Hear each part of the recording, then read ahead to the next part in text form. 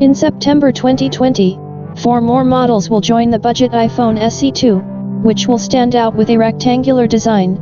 The case is more rectangular in shape with a slight rounding of corners, in the style of iPhone 4 and iPhone 5. This is exactly consistent with the analyst's earlier forecast.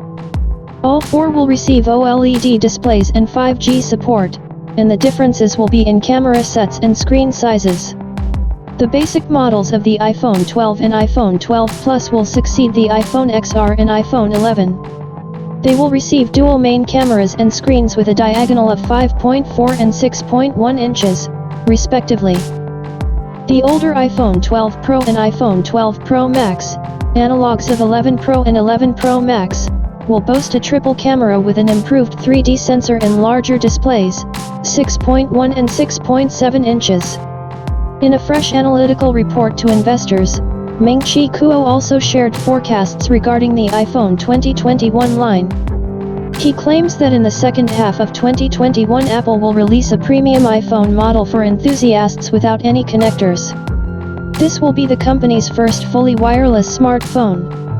In the first half of 2021, the iPhone SE2 Plus is expected to be released in a frameless design and without Face ID facial recognition. Instead, he will receive a Touch ID fingerprint scanner built into the power button on the side, like many Android smartphones now.